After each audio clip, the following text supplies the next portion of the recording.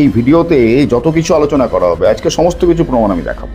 এগুলো খুঁজে বার করতে আমাকে 22টা ওয়েবসাইট, একটা নয়, দুটো নয়, চারটা নয়, পাঁচটা নয়, 10টা নয়, 15টা নয়, 22টা ভেরিফাইড ওয়েবসাইট আমাকে খুঁজতে হয়েছে। এই 22টা ওয়েবসাইট আপনারা গিয়ে চেক করে দেখে নিতে পারেন এই তথ্যগুলো, তাহলে আর কারো কথা বিশ্বাস করার প্রয়োজন পড়বে না।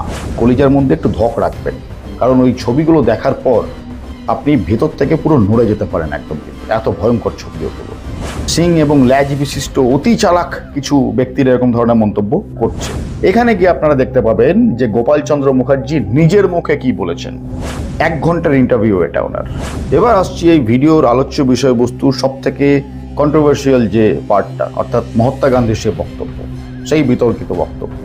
এবং এই বক্তব্যটা কোথায় থেকে নেওয়া হয়েছে সেটাও বলে দিচ্ছি। এই বক্তব্যটা নেওয়া হয়েছে যে বই থেকে, সেই বইটার নাম হচ্ছে, মূল সমস্যা হচ্ছে এটাই যে আমরা কেউই জীবন দর্শন বুঝি না, বা আরো ভালোভাবে বলতে গেলে বুঝতে চাই না। জীবন দর্শন অর্থাৎ এই দুই চোখ দিয়ে দেখা নয়, অন্তর্দৃষ্টি দিয়ে দেখা, জীবনের যে আসল অর্থগুলো সেগুলো উপলব্ধি করা, সেগুলো আমরা কেউ করতে চাই না। এটাই হচ্ছে মূল সমস্যা। কেন বলছি এই কথাটা? প্রশ্নটা পড়ি তাহলে বুঝতে পারবেন। এরকম ধরনের প্রচুর প্রশ্ন আমার কাছে এসছে, বেশ কয়েকটা, কিন্তু এটা একটা স্যাম্পল হিসেবে পড়ছি কারণ এই প্রশ্নটা সব থেকে বেশি যুক্তিসঙ্গত পড়ার জন্য, মানে নিয়ে আলোচনা করার জন্য। কারণ এই প্রশ্নের মধ্যেই সমস্ত বাকি যত প্রশ্ন রয়েছে সেগুলোই, মানে এই সম্পর্ক, মানে এই বিষয়ে সম্পর্কিত যত প্রশ্ন রয়েছে এর সঙ্গেই কভার হয়ে যাবে। নমস্কার কৌশিক স্যার, নমস্কার। আমার প্রণাম নেবেন, প্রণাম। অরূপচন্দ্র পাল, ওনার বয়স 52, উনি বলছেন যে বর্তমানে দ্য বেঙ্গল ফাইলস সিনেমাটা নিয়ে সমাজে উত্তেজনা তুঙ্গে। কেউ বলছে ঠিক, আবার কেউ বলছে এই সমস্ত কিছু ভুল, আবার এর মধ্যে অনেক রাজনৈতিক হাতও রয়েছে। ফলস্বরূপ আমরা জনসাধারণ কনফিউজড। এমনকি এই সিনেমাটাতে এটাও দেখা গেছে যে গান্ধীজি হিন্দু মহিলাদের হত্যা করার পরামর্শ দিয়েছেন। এই বিষয়টা আমাকে সব থেকে বেশি বিচলিত করছে। স্যার দয়া করে এই বিষয়ে একটা ভিডিও বানাবেন, কারণ আপনার মতো এত সুন্দর এবং বাস্তবিকভাবে জীবনধারা, আধ্যাত্মিকতা এবং জীবন দর্শনকে ব্যাখ্যা করতে আর কোথাও দেখিনি। আপনার ভিডিওর অপেক্ষায় রইলাম। এটাই মূল বিষয়, যে গান্ধীজি কি সত্যি এরকম ধরনের কোনো মন্তব্য করেছিলেন? আর এর উত্তরে যাওয়ার আগে এটা নিয়ে তো অবশ্যই আলোচনা করব, গান্ধীজি কি সত্যি এরকম ধরনের মন্তব্য করেছিলেন। এটা তো আসল বিষয়বস্তু একদম। কিন্তু এই আসল বিষয়বস্তু পর্যন্ত পৌঁছানোর জন্য আমাদেরকে বেশ কয়েকটা প্রশ্নের মধ্যে দিয়ে যেতে হবে, তবেই আমরা সেই জায়গায় গিয়ে পৌঁছাতে পারবো। গান্ধীজি কেন এই কথাটা বলেছিলেন, আদৌ বলেছিলেন কি বলেননি, এটা নিয়ে তো অবশ্যই আলোচনা হবে। কিন্তু সেই পর্যন্ত পৌঁছাতে হলে আমাদেরকে এই যে সিনেমাটার কথা এখানে উল্লেখ করা হয়েছে, দ্য বেঙ্গল ফাইলস, এই সিনেমাটার বেশ কয়েকটা বিষয়বস্তু নিয়ে আমাদেরকে আলোচনা করতে হবে। তবে আমরা সেই জায়গায় পৌঁছাতে পারবো যে গান্ধীজি আদৌ এরকম ধরনের কথা বলেছিলেন কি বলেননি। কারণ হুট করে আমি হ্যাঁ বা না বলে দেবো, নিয়ে কিছু একটা প্রমাণ দেখিয়ে দেবো, প্রমাণ তো অবশ্যই দেখাবো। সমস্ত এই ভিডিওতে যত কিছু আলোচনা করা হবে আজকে সমস্ত কিছু প্রমাণ আমি দেখাবো। কিন্তু হুট করে বলে দেবো হ্যাঁ কি না এবং তার একটা প্রমাণ দেখিয়ে দেবো, আপনি বুঝতে পারবেন না তাহলে এই সিনেমাটা কি জন্য এলো এবং সিনেমাতে দেখানো বিষয়বস্তুটা কি, বা বিষয়বস্তুগুলো আসলে কি। এই যে ব্যক্তি প্রশ্নটা করেছেন উনি এটাও বলেছেন যে এই জন্য আমরা কনফিউজ, জনসাধারণ কনফিউজড, অবভিয়াসলি কনফিউজড। তো এই কনফিউশনের কারণগুলোকে ক্লিয়ার করতে হবে আগে। তো স্ট্রেট কাট প্রশ্নটা হচ্ছে এইটাই যে এই সিনেমাটাতে যে সমস্ত বিষয়বস্তুগুলো দেখানো হয়েছে সেই বিষয়বস্তুগুলো কি আদৌ সত্যি না মিথ্যা। আর স্ট্রেট কাট উত্তর হচ্ছে, প্রশ্নটা যেমন স্ট্রেট কাট তার উত্তরটা হচ্ছে স্ট্রেট কাট, এটাই যে হ্যাঁ, এই সিনেমাতে দেখানো বিষয়বস্তুগুলো সম্পূর্ণভাবে সত্যি। এবার পরবর্তী প্রশ্ন এটা হতে পারে যে এই সিনেমাটা তাহলে আমরা দেখব কি দেখব না। এর উত্তর দু রকমের হয়, রাইট? যারা, এই যে প্রথমে বললাম, যারা জীবন দর্শন বোঝে তাদের জন্য এই সিনেমাটা দেখা উচিত। কিন্তু যারা জীবন দর্শন বোঝে না, অর্থাৎ অন্যরকমভাবে বলতে গেলে যারা কট্টরপন্থী, অর্থাৎ তাদের মনের মধ্যে যে জিনিসটা ঢুকে গেছে সেইটাই ঠিক, বাকিগুলো ভুল, এরকম ধরনের চিন্তাভাবনা যারা পোষণ করে, সে হিন্দু হোক, মুসলিম হোক, খ্রিস্টান হোক, বা যে কোনো জাতির হোক, তাদের এই সিনেমাটা থেকে দূরে থাকা উচিত। কিন্তু যারা জীবন দর্শন বোঝে তাদের এই সিনেমাটা দেখা উচিত। এবার এই ভদ্রলোক প্রশ্নটা করেছেন, বা সমাজে প্রচুর এই প্রশ্নটা সবাই করছে আজকাল, যে এই সিনেমাটা কেন তাহলে আমাদেরকে দেখানো হচ্ছে না। এই যে যারা কট্টরপন্থী তারাই দেখাতে দিচ্ছে না, কারণ তাদের যে মনোভাব সেটাকে তারা জোর করে চাপিয়ে দিতে চায়। এদের কাছে সমস্যার সমাধান কীরকম জানেন? এই যে যারা কট্টরপন্থী, ওই যে বলছি কট্টরপন্থী মানে যারা হিন্দু মুসলিম নির্বিশেষে বলছি কিন্তু আমি। তো এদের কাছে সমস্যার সমাধান হচ্ছে অনেকটা এরকম টাইপের, যে ধরুন আপনার বাড়ির দেওয়ালে একটা ক্র্যাক ধরেছে, রাইট? আপনার বাড়ির দেওয়ালে একটা ক্র্যাক পড়েছে, বা হয়তো ধরুন আপনার বাড়ির দেওয়াল ড্যাম্প হয়ে গেছে, জল শুতে গেছে, তো ওই প্লাস্টারগুলো বা চটাগুলো ছেড়ে ছেড়ে ছেড়ে ছেড়ে পড়ছে, বা সেখানে তো জল শোতার ফলে একটা সাদা দাগ হয়ে যাচ্ছে, আপনি যতই পরিষ্কার করছেন আবার সে সাদা দাগটা চলে আসছে। তো এদের এই সমস্যার সমাধান হচ্ছে এরকম টাইপের, ওখানে একটা ক্যালেন্ডার বা পোস্টার টাঙিয়ে দাও, মানে ওই জিনিসটা যেন আমার চোখের সামনে না পড়ে। তারা ভাবে যে ওই যে ক্র্যাকটা, দেওয়ালের ওই ক্র্যাকটা, বা ওই যে দেওয়াল যে শুতে গেছে, ওই যে সমস্যাটা হচ্ছে, দেওয়াল যে শোক করে গেছে, রাইট, এটা আমার চোখের সামনে পড়ছে না মানেই সমস্যাটা মিটে গেল। এরকম হচ্ছে এদের সমস্যার সমাধান, রাইট? যার জন্যে তারা সিনেমাটাকে ব্যান করতে চাইছে। কিন্তু ঘটনাগুলো সত্যি কথা, ঘটনাগুলো পুরোটাই সত্যি।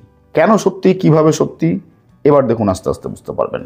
এই যে সিনেমাটার কথা এখানে বলা হচ্ছে, দ্য বেঙ্গল ফাইলস, এখানে দুরকম ধরনের জেনোসাইডের উল্লেখ করা হয়েছে, দুরকম ধরনের দাঙ্গা বা হত্যাকাণ্ডের উল্লেখ করা হয়েছে। একটা হচ্ছে দ্য গ্রেট ক্যালকাটা কিলিংস, যেটাকে আমরা ডাইরেক্ট অ্যাকশন ডে নামে জানি, এবং আরেকটা হচ্ছে নোয়াখালী হত্যাকাণ্ড বা নোয়াখালী রাইটস বা জেনোসাইড, যেটা যে জায়গাটা এখন বর্তমানে বাংলাদেশের অন্তর্গত, রাইট? তো এই দুটো জেনোসাইড হয়েছিল, সেগুলোর সংক্ষিপ্ত বিবরণ আগে আমি এখানে দিয়ে দিচ্ছি, এবং কোথায় থেকে বিবরণগুলো পেলাম সেইগুলোরও প্রমাণ সহ জানিয়ে দেওয়া হবে। সংক্ষেপে বলছি, ডেট ওয়াইজ একদম চার্ট করে, যাতে বুঝতে সুবিধা হয়। দেখুন একদম, তো প্রথমে দ্য গ্রেট ক্যালকাটা কিলিংস নিয়ে বলছি, তারপরে নোয়াখালীতে আসছি। দ্য গ্রেট ক্যালকাটা কিলিংসে 1946-এ হয়েছিল এটা। তো 1946 জুলাইয়ের শেষ ভাগ কি বলছে, মোহাম্মদ আলী জিন্নাহ 16ই আগস্টকে প্রত্যক্ষ সংগ্রাম দিবস হিসাবে পালনের ঘোষণা দেন।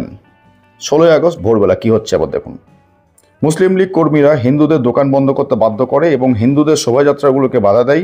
উভয় পক্ষই বিক্ষিপ্ত সহিংসতা শুরু হয়। তারপর 16ই আগস্ট সকালবেলা কলকাতা মেয়র সৈয়দ মোহাম্মদ উসমানের উস্কানিমূলক পুস্তিকা ও অন্যান্য বার্তা প্রকাশিত হয়। মুসলিম লীগ নেতারা সমাবেশস্থলে ও অন্যান্য জায়গায় অস্ত্র নিয়ে জড়ো হয়। 16ই আগস্ট সকালবেলা, ওই একই দিন সকালবেলাতে কি বলছে, একটাল্লোনি মনুমেন্টে বিশাল মুসলিম সমাবেশ অনুষ্ঠিত হয়। তো কি বলছে, প্রধানমন্ত্রী সোহরাওয়ার্দী পুলিশের ক্ষমতা সীমিত করার কথা বলেন। তারপর 16ই আগস্ট দুপুরবেলা কি হচ্ছে, গুন্ডারা অপরিশোধিত অস্ত্র ব্যবহার করে সহিংসতায় যোগ দেয়। পুলিশ সীমিত সংখ্যক গুলি ব্যবহার করে এবং কার্যতভাবে হস্তক্ষেপ করতে হয়। সরকার সেনাবাহিনী ডাকার কথা বিবেচনা করে। 17ই আগস্ট দাঙ্গা তুঙ্গে ওঠে। মধ্যরাত থেকে সকাল 7টা পর্যন্ত সবচেয়ে বেশি হত্যাকাণ্ডের ঘটনা ঘটে।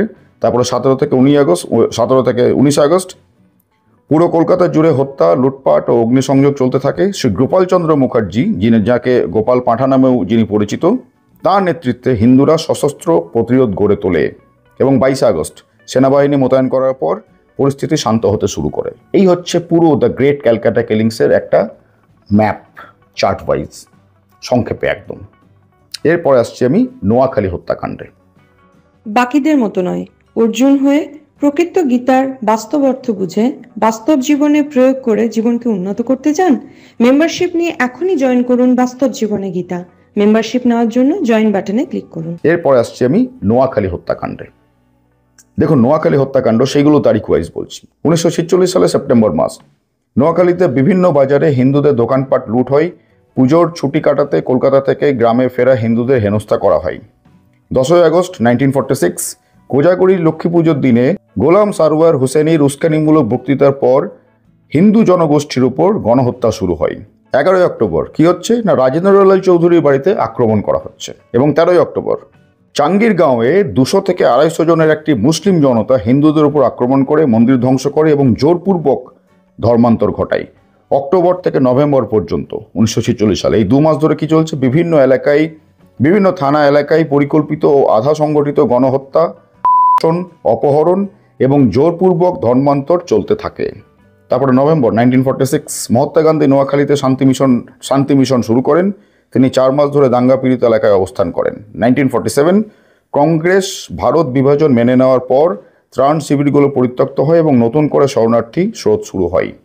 এই হচ্ছে মূল ঘটনা নোয়াখালী এবং দ্য গ্রেট ক্যালকাটা কিলিংস বা ডাইরেক্ট অ্যাকশন ডে, যেটা কলকাতায় ঘটেছিল 1946। এই হচ্ছে মূল কাণ্ড কারখানা, একদম তারিখ ওয়াইজ বলা হলো। এবং এই যে আপনাকে বিবরণগুলো আমি দিলাম, এইগুলো খুঁজে বার করতে আমাকে 22টা ওয়েবসাইট, একটা নয়, দুটো নয়, চারটে নয়, পাঁচটা নয়, 10টা নয়, 15টা নয়, 22টা ভেরিফাইড ওয়েবসাইট আমাকে খুঁজতে হয়েছে এবং সেখানকার তথ্যগুলো নিয়ে আমি এই পুরো চারটা তৈরি করে আপনাদেরকে দেখালাম। এই যে 22টা ওয়েবসাইটের আমি যে নাম করছি ভেরিফাইড ওয়েবসাইট, এই 22টা ওয়েবসাইটের লিঙ্ক পর্যন্ত এই ভিডিও ডেসক্রিপশন আমি দিয়ে দেবো, যাতে করে আপনারা সেখানে গিয়ে এই বিষয়গুলো সম্বন্ধে ডিটেলস পড়ে নিতে পারেন, যাতে আপনাদেরকে অন্য কারো কথা বিশ্বাস করতে না হয়। কে কি বলছে না বলছে অন্ধের মতো, এই যে আপনি বলেছেন বা আপনারা বলছেন যে আমরা জনসাধারণ কনফিউজড হওয়ার প্রয়োজন নেই। এই 22টা ওয়েবসাইট খুঁজতে আমাকে প্রচুর পরিমাণে রিসার্চ করতে হয়েছে। তো এই 22টা এপিসোডের লিঙ্ক আমি এই ভিডিও ডেসক্রিপশনে দিয়ে দেবো। যদি কোনো কারণে ডেসক্রিপশনে দেওয়া না হয় তাহলে কমেন্ট সেকশনে দেখতে পাবেন, পিন কমেন্টে করা থাকবে একদম টপে। তো হয় কমেন্ট সেকশনে পিন কমেন্টে থাকবে একদম টপে, নয় আপনার ইয়েতে থাকবে, কি যেন বলে, এই ভিডিও ডেসক্রিপশনে, বা দুটো জায়গাতেই থাকতে পারে। তো গিয়ে এই 22টা ওয়েবসাইট আপনারা গিয়ে চেক করে দেখে নিতে পারেন এই তথ্যগুলো, তাহলে আর কারো কথা বিশ্বাস করার প্রয়োজন পড়বে না। শুধু যে এই 22টা ওয়েবসাইট তাই নয়, আমি তখনকার যে ঘটনাগুলো তার কিছু নিউজ পেপারে কাটিংস পর্যন্ত আমি এখানে আপনাদেরকে দেখিয়ে দিচ্ছি। সেই নিউজ পেপারে কাটিংসগুলো দেখলেও আপনারা বুঝতে পারবেন যে ঘটনাটা আসলে সত্যি না মিথ্যা। এই যে প্রশ্ন করছেন না, আমাকে প্রশ্ন করা হচ্ছে বা সবার মধ্যে এই প্রশ্নটা ঘুরছে যে এই জিনিসগুলো সত্যি কি না কি মিথ্যা নাকি প্রোপাগান্ডা নয়, এগুলো সত্যি, রাইট? এই 22টা ওয়েবসাইটে তো গিয়ে আপনি তথ্য পেয়েই যাবেন ভেরিফাইড একদম। তাছাড়াও তখনকার সময়ে যে সমস্ত খবরগুলো বিভিন্ন নিউজ পেপারে চেপেছিল তার কিছু কাটিংস পর্যন্ত এখানে দেখিয়ে দিচ্ছি, সেগুলো দেখুন, তাহলে আরো ভালো করে বুঝতে পারবেন।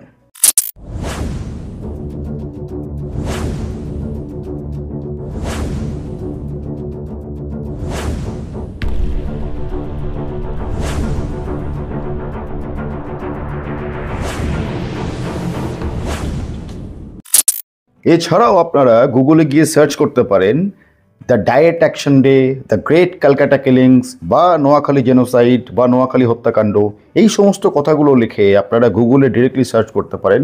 সেখানে আরও কিছু নিউজ পেপারে কাটিংস আপনারা পেয়ে যেতে পারেন এবং তার সঙ্গে ওই যে হত্যাকাণ্ড ঘটেছিল, ওই যে নরহত্যা লীলা চলেছিল, তার যে ভয়ঙ্কর ছবি, সেই ছবিগুলো পর্যন্ত আপনারা পেয়ে যাবেন। সেই ছবিগুলো আমি এখানে দেখাচ্ছি না। কেন দেখাচ্ছি না আগে থেকেই বলে দিচ্ছি, কারণ ওই ছবিগুলো যদি আপনারা সার্চ করে দেখেনও, কলিজার মধ্যে একটু ধক রাখবেন, কারণ ওই ছবিগুলো দেখার পর আপনি ভেতর থেকে পুরো নড়ে যেতে পারেন একদম, কিন্তু এত ভয়ঙ্কর ছবি ওগুলো, রাইট? তো এটা মিথ্যা কোনো রকমভাবে হতে পারে না। এই যে আজকাল দেখতে পাচ্ছি আমি, অনেকেই বলছে যে ভিডিও দেখে কি ইতিহাস শিখবে নাকি, বা সিনেমা দেখে কি ইতিহাস শিখবে নাকি, এরকম ধরনের ওই কি বলবো সিং এবং ল্যাজ বিশিষ্ট অতি চালাক কিছু ব্যক্তিরা এরকম ধরনের মন্তব্য করছে যে ভিডিও দেখে বা সিনেমা দেখে কি মানুষ তার ইতিহাস শিখবে নাকি। ভিডিও বা সিনেমা দেখে মানুষ ইতিহাস শিখবে না। ভিডিও বা সিনেমা এইগুলো এন্টারটেনমেন্টের জন্য ম্যাক্সিমাম ক্ষেত্রে, কিছু কিছু এডুকেশনাল পারপাসে। তো এন্টারটেনমেন্ট হোক বা এডুকেশন হোক, মানুষ সেখান থেকে ইনফরমেশন পাবে এবং সেই ইনফরমেশনগুলো মানুষকে এরকমভাবে ক্রস ভেরিফাই করতে হবে, যেরকমভাবে আমি করেছি এবং জিনিসটাকে এখন আপনাদেরকে দেখাচ্ছি। তো ক্রস ভেরিফাই করা উচিত, রাইট?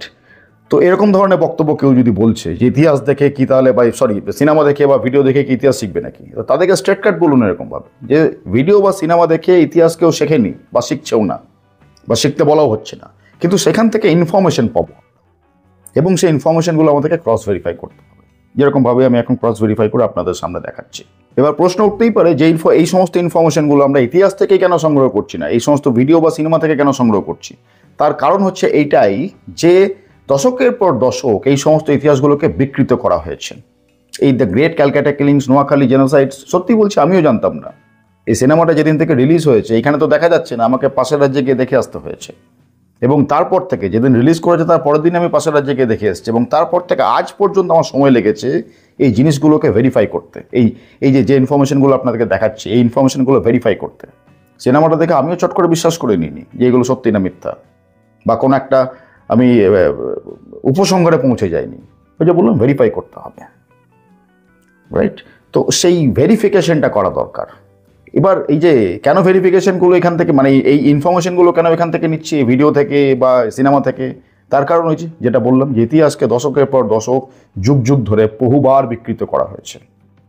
প্রত্যেকটা ক্ষমতাশালী নেতা, ম্যাক্সিমাম অধিকাংশ ক্ষমতাশালী নেতা তার ক্ষমতা পাওয়ার পর কোনো না কোনো রকমভাবে ইতিহাসকে বিকৃত করেছে সেই মুঘল আমল থেকে হয়ে আসছে বা তারও আগে থেকে হয়ে আসছে। তারপরে সেই মুঘলরা বিকৃত করেছে, ইংরেজরা বিকৃত করেছে, তারপর ভারত স্বাধীন হলো, ভারত স্বাধীন হওয়ার পর যে সমস্ত অসৎ নেতারা ক্ষমতা পেয়েছিল তারা বিকৃত করেছে এবং আজ পর্যন্ত বিকৃত হয়ে চলেছে। রাইট? তো এই জন্য ইনফরমেশন এই জায়গাগুলো থেকে নিতে হবে, এই জন্য এই সিনেমাটা দেখা প্রয়োজন। জোর করে দেওয়ালে ক্যালেন্ডার টাঙিয়ে দিলে চলবে না, ইতিহাস জানতে হবে। কেন? কারণ ইতিহাসে যে ভুলগুলো হয়েছে সেই ভুলগুলো যেন আবার না হয়। অর্থাৎ ওই দেওয়ালে শুধুমাত্র একটা ক্যালেন্ডার বা পোস্টার টাঙিয়ে দিলে চলবে না, ওই দেওয়ালটাকে খুঁড়তে হবে, ভাঙতে হবে, দেখতে হবে কতদূর পর্যন্ত ওটা ক্ষতিগ্রস্ত হয়েছে, ততদূর পর্যন্ত ভেঙে আবার ওটাকে রিকনস্ট্রাক্ট করতে হবে। অর্থাৎ যে ভুলগুলো আমরা ইতিহাসে করেছি, অতীতে করেছি, সেইগুলো যেন আবার না করি, সেখান থেকে শিখতে হবে। এবং যদি কোনো ভালো কাজ করে থাকি আমরা, সেখান থেকেও শিখতে হবে এবং ভাবতে হবে যে আরও ভালো কিভাবে করতে পারি। এই জন্য দরকার ইতিহাস। এগুলো প্রত্যেকটা মানুষের অধিকার। এই যে ইতিহাস, সঠিক ইতিহাস জানা প্রত্যেকটা মানুষের অধিকার। এবং এই অধিকার নিয়ে যদি কেউ ছিনিমিনি খেলে, কিছুদিন আগে বাংলাদেশ দেখলেন, আজকে নেপাল দেখছেন, তার আগে শ্রীলঙ্কা ঘটেছিল, তার আগে পাকিস্তান ঘটেছে, বেলুচিস্তান। এরকম ইতিহাস ঘাটলে আরও প্রচুর পাওয়া যাবে। আমি তো রিসেন্ট এই গত কয়েক বছরের ঘটনা আপনাকে জানাচ্ছি, হয়তো কয়েক মাসের ঘটনা জানাচ্ছি। ইতিহাস ঘাঁটলে এরকম আরও প্রচুর পাওয়া যাবে। তো অধিকার থেকে মানুষকে কখনো বঞ্চিত করতে নেই, অধিকার থেকে মানুষকে কখনো বঞ্চিত করতে নেই। প্রত্যেকটা মানুষের অধিকার রয়েছে এবং সেই অধিকার মানুষকে বুঝে নিতে হবে। তার জন্য মানুষকে জ্ঞান অর্জন করতে হবে, যেটা আমি আমার প্রায় প্রত্যেক ভিডিওতেই বলতে থাকি। এবার গান্ধীজির ওই বিতর্কিত বক্তব্য বলার আগে আরও একটা ইম্পর্টেন্ট ক্যারেক্টার এই সিনেমার মধ্যে রয়েছে, তাকেও নিয়ে আলোচনা করতে হবে। আর ওনার নাম হচ্ছে শ্রী গোপাল চন্দ্র মুখার্জি। তো গোপালবাবুর কথা যদি এখানে উল্লেখ না করি তাহলে এই আলোচনাটা অসম্পূর্ণ রয়ে যাবে। তো এই গোপাল মুখার্জি, যাকে গোপাল পাঁঠা নামেও পরিচিত, মানে উনি অ্যাকচুয়ালি ওই পাঁঠার মাংসের ব্যবসা করতেন মোস্ট প্রবাবলি, যার জন্য ওনার নাম গোপাল পাঁঠা হয়ে গেছিল। কিন্তু ভদ্রলোকের নাম হচ্ছে শ্রী গোপাল চন্দ্র মুখার্জি। এবার তাকে নিয়েও বিভিন্ন রকম টাইপের কনফিউশন মানুষের মধ্যে সৃষ্টি হয়েছে। কেন হচ্ছে এই সমস্ত কনফিউশনগুলো সৃষ্টি? তার কারণ প্রত্যেকে এর ওর তার কথাবার্তা শুনছে। ভেরিফাইড সোর্স দিয়ে দিচ্ছি, এই স্ক্রিনের মধ্যে দেখতে পাবেন, দেখুন এরকম টাইপের একটা ওয়েবসাইট, এরও লিঙ্ক আমি দিয়ে দেবো। এখন স্ক্রিনের মধ্যে যেটা দেখতে পাচ্ছেন, এই যে এই পেজটার লিঙ্ক আমি দিয়ে দেবো। ওই আপনি ভিডিও ডেসক্রিপশনে পেয়ে যেতে পারেন, অথবা যেরকম বললাম যে কমেন্ট সেকশনে গিয়ে পেয়ে যেতে পারেন। ওই যে 22টা ওয়েবসাইটের সাথে এইটাও লাগিয়ে দেবো, অর্থাৎ 23টা ওয়েবসাইট হয়ে গেল। এখানে গিয়ে আপনারা দেখতে পাবেন যে গোপাল চন্দ্র মুখার্জি নিজের মুখে কি বলেছেন। 1 ঘন্টার ইন্টারভিউ এটা ওনার। তো গোপালবাবু সম্বন্ধে জানতে হলে ওনার নিজের মুখে শুনুন। রাইট? তার ইনফরমেশন পর্যন্ত রয়েছে, এদিক ওদিক এর ওর কথা শুনবেন না। ওই জন্য আমিও নিজে কিছু বলছি না, লিঙ্ক দিয়ে দেবো, এই লিঙ্কটাতে গিয়ে দেখে নেবেন যে গোপালবাবু নিজে কি বলছেন। এবার আসছি এই ভিডিওর আলোচ্য বিষয়বস্তুর সব থেকে কন্ট্রোভার্সিয়াল যে পার্টটা, অর্থাৎ মহাত্মা গান্ধীর সে বক্তব্য, সেই বিতর্কিত বক্তব্য। জীবনের সমস্যাগুলো দূর করার জন্য যদি পার্সোনাল কনসালটেশন নিতে চান তাহলে হোয়াটসঅ্যাপে যোগাযোগ করতে পারেন এই নম্বরে। সেই বিতর্কিত বক্তব্য। আর সেই বিতর্কিত বক্তব্য আগে বলি কি বক্তব্যটা ছিল সেটা শুনুন আগে। এবং এই বক্তব্যটা কোথায় থেকে নেওয়া হয়েছে সেটাও বলে দিচ্ছি। এই বক্তব্যটা নেওয়া হয়েছে যে বই থেকে, সেই বইটার নাম হচ্ছে the collected works of Mahatma Gandhi. The collected works of Mahatma Gandhi. Right? এই বইটা দেখুন, এখানে দেখা যাচ্ছে এটা ministry of information and broadcasting government of ইন্ডিয়ার বই। এটা যে সে বই নয় কিন্তু। তো এই বইটা যদি কোনো রকমভাবে আপনি সংগ্রহ করতে পারছেন তাহলে এই বইটার ভলিউম নাম্বার 92-তে চলে যাবেন, 92 নাম্বার ভলিউম। রাইট? যে বইটা স্ক্রিনে দেখতে পেলেন এখনই, তার 92 নাম্বার ভলিউমে চলে যাবেন এবং সেখানে পেজ নাম্বার 344 এবং 355, আমি পেজ নাম্বার পর্যন্ত বলে দিচ্ছি। বইয়ের নাম কি? The collected works of Mahatma Gandhi, volume 92, page number 344 এবং পেজ নাম্বার 355। শুনুন বক্তব্য কি হচ্ছে এবার। 355 এর বক্তব্য: commit by poison or some other means to avoid dishonor, to suffocate themselves or to bite their tongues, to end their lives। তার মানে কি? উপহাস থেকে রক্ষা পেতে বিষ অথবা অন্য উপায় করা, নিজের শ্বাস বন্ধ করে বা জিভ কামড়ে নিজের জীবন করে ফেলা, বা নিজের জীবন করে ফেলো। পেজ নাম্বার 344 ওই ভলিউম 92-তে কি বলছেন Mahatma Gandhi? Women must learn how to die before a hair of their head could be injured. তার মানে মেয়েদেরকে শিখতে হবে যে নিজের মাথার এক চুল আঘাত হওয়ার আগেই মৃত্যুবরণ করা উচিত। অর্থাৎ এই বক্তব্যটা গান্ধীজি নিজের মুখে বলেছিলেন, এই বইটা সেটা প্রমাণ করে দিচ্ছে। এবং এখানে আমার প্রশ্ন হচ্ছে এটাই, আপনাদের মতোই, কেন বলেছিলেন? দেখুন, গান্ধীজি বেঁচে নেই এই মুহূর্তে, সুতরাং তাকে গিয়ে জিজ্ঞেস করতে পারবো না যে কথাটা আপনি কেন বলেছিলেন। আমার পক্ষে সেটা সম্ভব নয়, কারোর পক্ষে সম্ভব নয়। কিন্তু আমি সার্চ করেছি, পাইনি কোথাও যে কেউ কি প্রশ্নটা গান্ধীজিকে করেছিলেন যে কেন আপনি বলেছেন। কেউ করেনি। আমরা যদি ভগবদ গীতা দেখি, আমরা যদি ভগবদ গীতার দিকে তাকাই, তাহলে কি বলছে শ্রীকৃষ্ণ? মানে ভগবদ গীতা বা মহাভারতের সারসংক্ষেপ কি? যে কৌরবদেরকে বহুবার বোঝানো হয়েছিল, এমনকি শেষ পর্যন্ত শ্রীকৃষ্ণ গিয়ে জোরহাত করে বুঝিয়েছিলেন, তখনও পর্যন্ত তারা মানেনি, যার জন্য যুদ্ধ হয়েছিল। এখানে এই যে অহিংস আর সহিংস ব্যাপারটা ভালো করে বুঝুন। কৃষ্ণ প্রথমে কিন্তু অহিংসবাদী ছিলেন, জোরহাত করে বুঝিয়েছিলেন অহিংসবাদী, কিন্তু যখন তারা অধর্মকে স্থাপন করছে, আপনার অহিংস দিয়ে কোনো কিছু হচ্ছে না, তখন তো আপনাকে অস্ত্র তুলতেই হবে। কৃষ্ণ এটা নিজে বলছেন। এটা শুনেছি যে বহুবার দেখাও গেছে অনেক জায়গাতে তথ্য প্রমাণ সহ, যে গান্ধীজি ভগবদ গীতাকে প্রচণ্ড পরিমাণে সম্মান করতেন এবং এটাও বলেছেন যে জীবনে যখনই কোনো সমস্যায় আমি পড়ি, আমি ভগবদ গীতা রেফার করি। আমার প্রশ্ন এইটাই, আমি যদি থাকতাম ওখানে প্রেজেন্ট, আমি মহাত্মা গান্ধীকে এটাই জিজ্ঞেস করতাম যে আপনি বলছেন আপনি ভগবদ গীতাকে রেফার করেন জীবনে যখনই কোনো সমস্যায় পড়েন, তো গীতা তো এই জিনিসগুলো শেখাচ্ছে, আপনি এই কথাগুলো বলছেন কেন? কেউ এই প্রশ্নটা গান্ধীজিকে করেনি। কিন্তু আমি যদি থাকতাম ওখানে ওই সময় প্রেজেন্ট, তাহলে আমি কিন্তু গান্ধীজিকে প্রশ্নটা করতাম। গান্ধীজিকে যখন মারা হয়েছিল, গান্ধীজি তো মানে গান্ধীজিকে হত্যা করা হয়েছিল। কে হত্যা করেছিল? নাথুরাম গাডসে গুলি করে হত্যা করেছিল। তো তখন যখন গান্ধীজির ছাতিতে, যখন বুকে যখন ওই গুলি খাচ্ছে, যখন মৃত্যুর পর্যায়ে আর একটু পরেই প্রাণ বেরিয়ে যাবে, তখন গান্ধীজির মুখে শোনা যায় শেষ কথা এটাই ছিল যে হে রাম। অর্থাৎ গান্ধীজি রামকেও মানতেন, রামচন্দ্রকে। তো আমরা যদি রামায়ণও দেখি, সেখানেও সেই একই জিনিস। সীতাকে হরণ করে নিয়ে গেল রাবণ। তারপরে রামচন্দ্র কিন্তু হঠাৎ করে যখন জানতে পারলো যে সীতাকে সত্যিই রাবণ হরণ করে নিয়ে গেছে, তারপরে কিন্তু দুম করে রাবণের উপর অ্যাটাক করে দেয়নি। রাবণকে অনেকবার শান্তির বার্তা পাঠিয়েছিলেন রামচন্দ্র।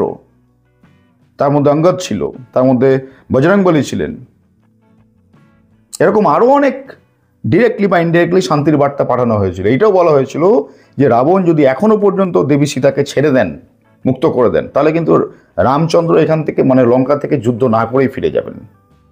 শান্তির বার্তা রাবণ মানেনি, তারপরে কিন্তু রামচন্দ্র অস্ত্র ধরেছিলেন।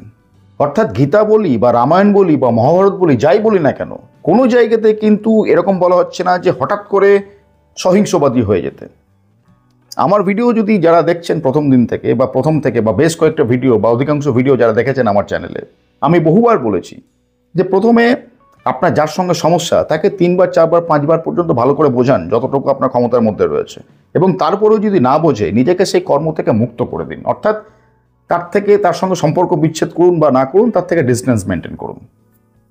আমিও সেই একই জিনিস বলি। আমি তো প্রথমে এটাই বলি না, ও কথা শুনছে না, তার সঙ্গে সম্পর্ক ত্যাগ করে দাও বা তাকে মারধর করতে শুরু করে দাও না, জীবনে কখনো এটা বলিনি আমি। তো অহিংসবাদী এবং সহিংসবাদীর মধ্যে ব্যালেন্সটা কোথায় করতে হবে সেটা তো বুঝতে হবে। সেইটা যদি বুঝতে না পারি, তাহলে তো আমি কোনো একটা দিকে ফোকাস করে ফেলছি, পার্টিকুলার কোনো একটা দিকে আমার ফোকাস চলে যাচ্ছে, আর একটা দিকে যাচ্ছে না। অর্থাৎ জীবনের একটা দিক দেখছি, আর একটা দিক দেখছি না আমি। তাহলে আমি ব্যালেন্স করব কিভাবে? আমি কোনো একটা ভিডিওতে আলোচনা করেছিলাম বোধহয়, যে জীবন না এই প্রান্তে না ওই প্রান্তে, জীবন মধ্যিখানে। দেখা যাচ্ছে ব্যাকগ্রাউন্ডে সে ভিডিওর থাম্বনেলটা।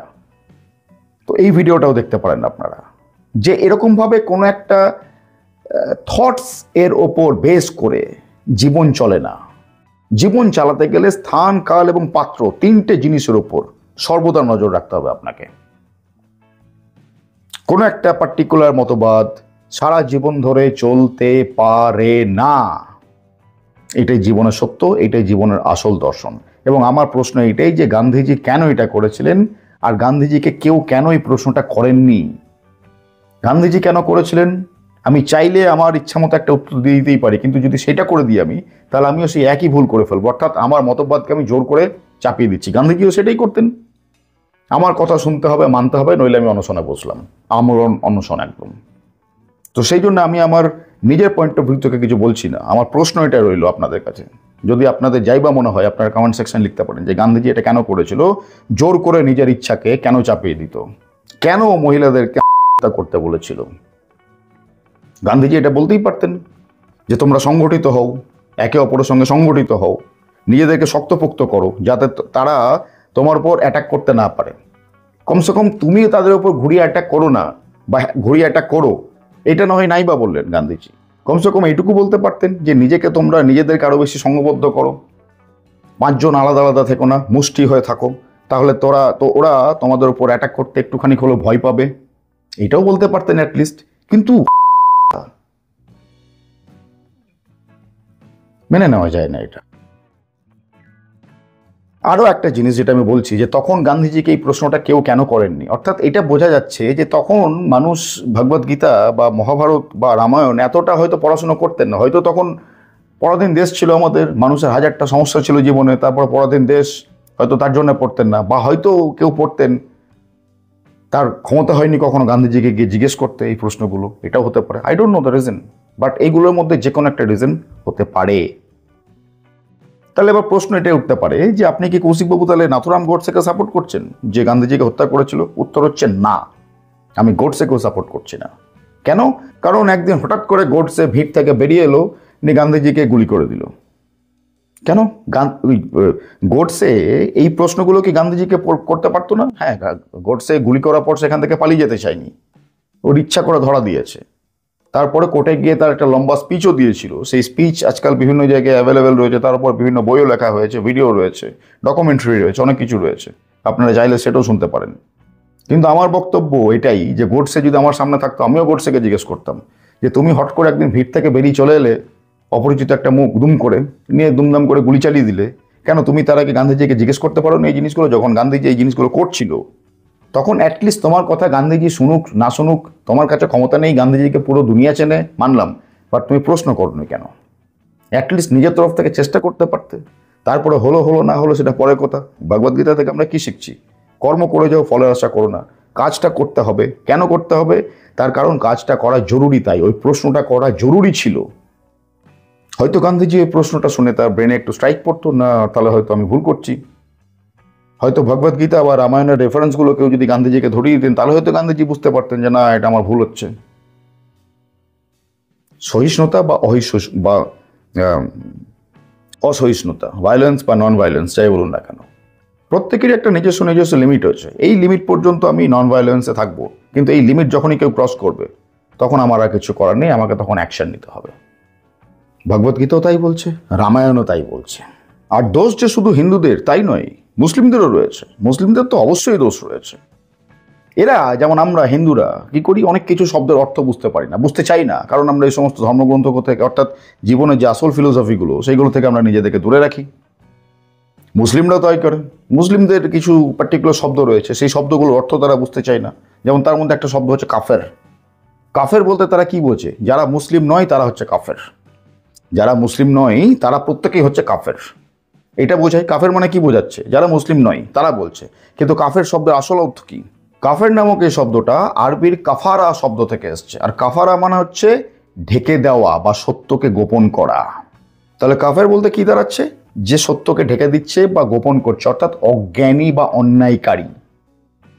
কাফের মানে এটা নয় যে যারা মুসলিম নয়, কাফের মানে হচ্ছে যারা অজ্ঞানী বা যারা সত্যকে ঢেকে রাখছে, সামনে আসতে দিচ্ছে না, কট্টরবাদী তার মানে। এরপর আরো একটা শব্দ রয়েছে জিহাদ। জিহাদ এটাও কিন্তু আরবি থেকে এসছে, জাহাদা শব্দ থেকে, আরবির জাহাদা শব্দ থেকে, অর্থাৎ পরিশ্রম করা, বা এরকমও বলা যেতে পারে যে চেষ্টা করা বা সংগ্রাম করা। কিসের জন্য পরিশ্রম করবে, চেষ্টা করবে, সংগ্রাম করবে? সত্যকে স্থাপন করার জন্য। ভগবদ্গীতাতেও একই বক্তব্য লেখা রয়েছে। কাফের যে সত্যকে গোপন করতে চাইছে, জিহাদ যে সত্যকে প্রতিস্থাপন করতে চাইছে। দেখুন ভগবদ্গীতার সঙ্গে কোরআন পুরোপুরি মিলে যাচ্ছে, বিষয়বস্তু একই, কিন্তু তার আভ্যন্তরীণ অর্থগুলো এরা বুঝতেই কোনোদিন চায়নি, না এদেরকে কোনোদিন বোঝানো হয়েছে কি হিন্দু কি মুসলিম, যার জন্য এই সমস্যা। আসলে জিনিসটা একই, জল। আমরা বাংলায় বলছি জল, রাইট? ওরা ইংরেজিতে বলছে ওয়াটার, ওরা হিন্দিতে বলছে পানি। জিনিসটা একই। কেউ বলছে কাফের, কেউ বলছে মূর্খ, কেউ বলছে জিহাদ, তো কেউ বলছে সত্যকে স্থাপন করা। একই বিষয়বস্তু। এরপরে আর একটা শব্দ আসছে মুসলিমদের, আল্লাহ। এই আল্লাহটাও কিন্তু আরবিক শব্দ। এই শব্দটা এসছে দুটো আরবিক শব্দ থেকে, আল এবং ইলাহা থেকে।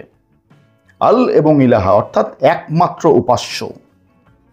আল্লাহ মানে তাহলে কি দাঁড়াচ্ছে? একমাত্র উপাস্য, অর্থাৎ যাকে ভগবদ্গীতার ভাষায় বলা হচ্ছে পরম ব্রহ্ম।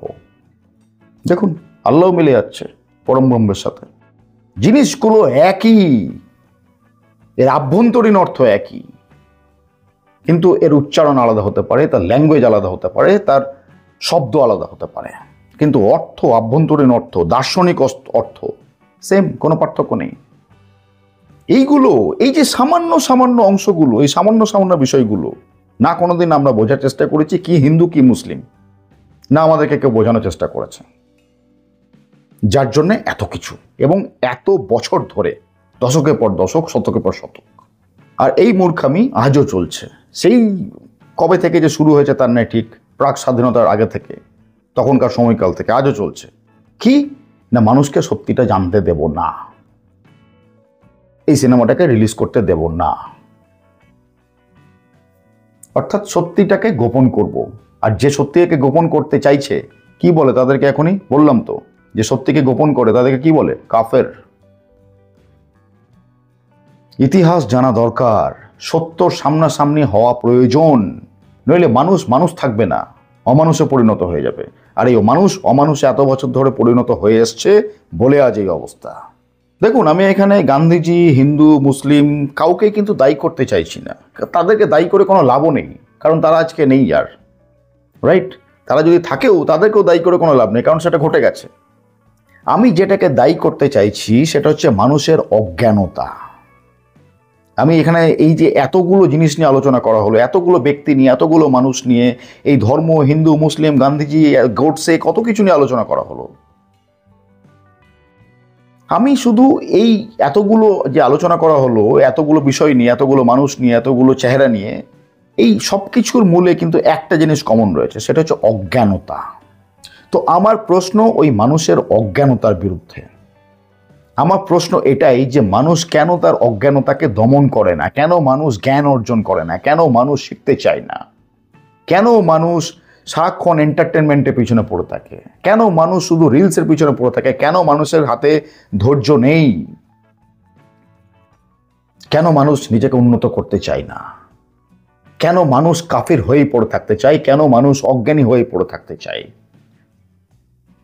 যতদিন পর্যন্ত মানুষের ভিতর থেকে এই অজ্ঞানতা, এই অন্ধকারগুলো যাবে না, ততদিন পর্যন্ত এরকম টাইপের ঘটনা প্রায়ই ঘটতে থাকবে। মিলিয়ে নিন আমার কথা। এবং এই সত্যগুলোকে যদি চাপা দেওয়ার চেষ্টা করা হয়, তাহলে এই ঘটনাগুলো ঘটার সম্ভাবনা আরো দ্বিগুণ বেড়ে যায়। কারণ একটা সময় মানুষের দম বন্ধ হয়ে আসে এই অন্যায় অত্যাচার সহ্য করতে করতে, আর তখন মানুষ ভেতর থেকে ব্লাস্ট করে একদম। ওই যে ভিতরে যে থটসগুলো দমে থাকা, যে বেদনা, যন্ত্রণা, ব্যথাগুলো, সেগুলো ব্লাস্ট করে। যেটা বর্তমানে নেপালে হয়েছে, কিছুদিন আগে বাংলাদেশে হলো, তার আগে পাকিস্তানে হয়েছে, তার আগে শ্রীলঙ্কায় হয়েছে, এবং এই পুরো বিশ্বের ইতিহাস ঘাঁটতে হয়ে গেলে এরকম প্রচুর পাওয়া যাবে, প্রচুর, গুণে শেষ করতে পারবেন না হয়তো আপনি, রাইট? তো বুঝতে হবে আমাদেরকে বিষয়গুলো, সত্যকে জানতে হবে, সত্যকে প্রতিস্থাপন করতে হবে। ওরকম ভাবে ওই দেওয়ালে ক্র্যাক ধরেছে বা জীবনে সমস্যা এসছে বা সমাজে সমস্যা এসছে, হ্যাঁ, ওরকম ভাবে দেওয়ালে একটা ওই ক্যালেন্ডার টাঙিয়ে দিলাম, পোস্টার চিপকে দিলাম, বাস, আর কেউ দেখতে পাচ্ছে না, মানে জিনিসটা ভেড়ার মতো হয়ে গেল নাকি? ভেড়ারা কি ভাবে যে আমি চোখ বন্ধ করে নিয়েছি, ব্যাস, আমি কাউকে দেখতে পাচ্ছি না, মানে কেউ আমাকে দেখতে পাচ্ছে না। তো ভেড়ার মতো বুদ্ধি যদি অ্যাপ্লাই করি, তাহলে জীবনও সেই ভেড়ার মতোই হবে, যেরকম ভাবে হয়েছে এতদিন পর্যন্ত। এই সমস্ত ঘটনাগুলো যেগুলো আলোচনা করা হচ্ছে, সেগুলো তারই প্রতিফলন। বুঝতে শিখুন, চোখ খুলুন। আমি বারবার বলি ভিডিওতে, চেতনার জাগরণ করাতে হবে, কনসিয়াসনেস ডেভেলপমেন্ট করতে হবে। আবেগ দিয়ে বেশি দিন পর্যন্ত মানুষ চলতে পারে না। আবেগ দরকার, অনুভূতি, আবেগ অবশ্যই দরকার, নইলে মানুষ থাকবে না, মেশিনে পরিণত হয়ে যাবে। কিন্তু সেই আবেগগুলো মানুষের ব্যক্তিগত স্বার্থ সিদ্ধির জন্য নয়, সমাজকে উন্নত করার জন্য বরং। কিন্তু তার উপরে থাকতে হবে কি কনসিয়াসনেস, চেতনা, বোধ, বুদ্ধি। এই জন্যই বলা হয়েছে মান আর হুঁশ মানুষ। হুঁশ অর্থাৎ ইন্টেলিজেন্স এবং মান অর্থাৎ সম্মান বোধ। মানুষ গরু ছাগলের মতো জন্মাতে আসেনি এখানে, বা জন্মে থাকতে আসেনি এখানে, এবং তার মধ্যে হুঁশ রয়েছে অর্থাৎ কনসিয়াসনেস রয়েছে। সেটা মানুষ কখন ব্যবহার করবে আর কবে ব্যবহার করবে, আর যদি ব্যবহার না করে তাহলে ঠিক এরকম ভাবেই আর কি বলবো জীবন চলতে থাকবে, যেরকম ভাবে চলে এসছে, যে ঘটনাগুলো নিয়ে আলোচনা করা হলো, বা আরো কত যে ঘটনা রয়েছে এরকম যেগুলো আলোচনা করা হলোই না তার নাই ঠিক। প্রশ্ন রইল আপনাদের দিকে, কি ভাবছেন, কি করছেন? ভাবার থেকেও আরো বেশি ইম্পর্টেন্ট করছেন কি, অ্যাকশন কি আপনার? ভাবা ভাবি করে কোনো একটা খুব একটা লাভ হবে না। ভাবনা তখনই মানে কি বলবো ঠিকঠাক জায়গায় আসবে যতক্ষণ পর্যন্ত না সেখানে অ্যাকশন নেওয়া হচ্ছে। সুতরাং কর্ম কি হচ্ছে সেটা আসল ব্যাপার। অ্যাকশনে কি করছি আমরা, আসলে কি করছি, খাতায় কলমে কি করছি আমরা, মুখে কি বলছি, ভাবছি কি, সেটা ইম্পর্টেন্ট নয়। বাস্তবে কি করছি আমরা, ভাবতে থাকুন। কারণ এই জিনিসগুলো ভাববার বিষয়। কেন? কারণ জীবনকে উন্নত করার জন্য।